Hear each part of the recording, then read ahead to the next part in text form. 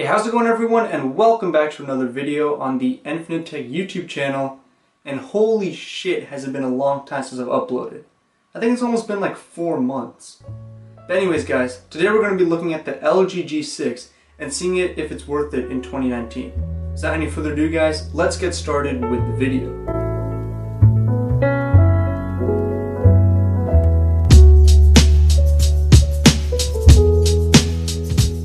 The LG G6 is arguably one of LG's best phones in the G series. It was the first attempt as a bezel-less phone, but was overshadowed by the release of the Galaxy S8. But that's not to say that it wasn't a good phone, and these are my thoughts on buying it in 2019. The LG G6 has exceptional build quality, even compared to phones released this year. The all-glass build gives it a nice weight in the hand, and the brushed finish on the back looks quite appealing in my opinion. The flat display makes it really easy to hold compared to curved displays such as Samsung or even newer Huawei phones that kind of have sharp edges on the side. A tour around the device shows two 13 megapixel cameras on the back, one wide-angled, one standard, and a fingerprint scanner beneath them. The left side of the device holds the volume rockers that are very clicky and tactile. The right side holds a SIM and micro SD card slot, and the top houses the beloved headphone jack that I'm so glad is still on this phone. On the bottom, there's a USB-C port, which is really nice to see, a single speaker, and a microphone. Finally, moving to the front, we have a 5 megapixel front-facing camera, sensors, and an earpiece with a beautiful 5.7-inch QHD display. The screen produces really nice and vibrant colors, although it is an LCD display, so you won't get the saturation that you find in OLED panels, unfortunately. The screen is really sharp with good viewing angles and definitely holds up today. The small bezels also helps the phone look more up to date. Overall, the build quality still holds up to phones of the current year, and good ergonomics helps it feel comfortable to hold in the hand. Going along with the hardware, the LG G6 also has wireless charging, NFC, and IP68 water resistant, which are really nice features to have, especially in this day when all the phones are coming out with fingerprint scanners, wireless charging, and water resistant is just a must at this point. Now, powering the LG G6 is a Snapdragon 821 processor with 4 GB of RAM.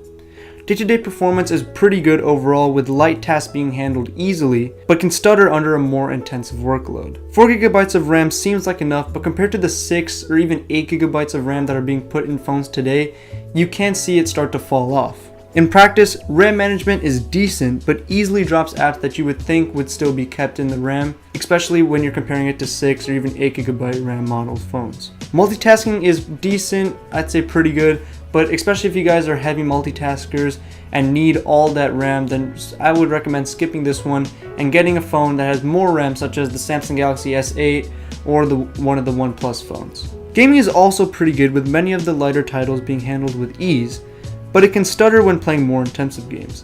I'm playing Elder Scrolls Blades here, which I'm absolutely enjoying so far, but some of the drops in frames might be due to the game being in early access.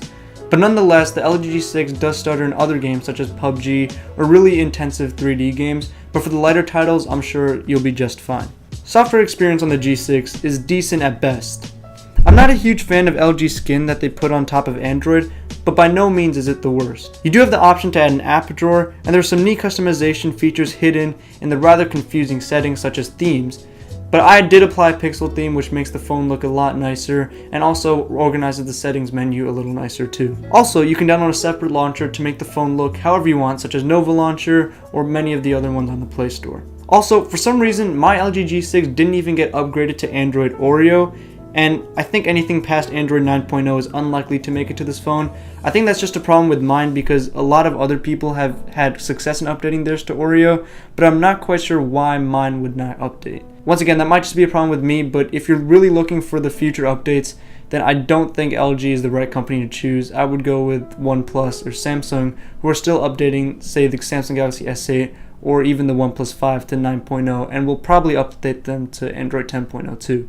Now, one of the stronger aspects of the G6 is definitely the two cameras on the back. As I said previously, there's one wide angle and one standard lens, which are both 13 megapixels. The standard lens has f1.8 aperture and optical image stabilization, whereas the wide angle has a f2.4 aperture but does not have OIS. Features that these cameras produce are really sharp and detailed. It has a decent dynamic range but can overexpose certain areas of the shot, and sometimes HDR doesn't work all that well. The wide angle camera is really useful to me, and it takes similar quality pictures to the main camera, which is really nice to see. It's really nice to see that there's not a huge drop off between the standard and wide angle camera. However, the front camera, which is a 5 megapixel shooter, is pretty bad.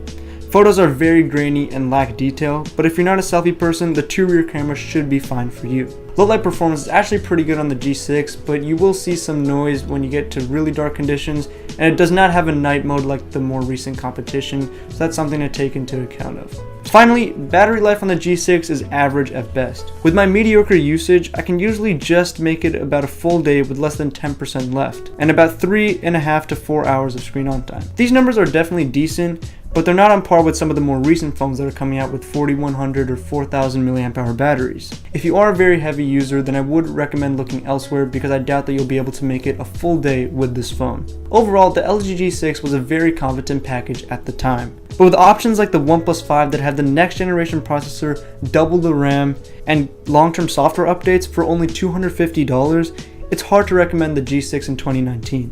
Anyways guys, I hope you all enjoyed this video. Please leave a like if you enjoyed. Don't forget to subscribe, and I'll catch you all in the next one. Peace.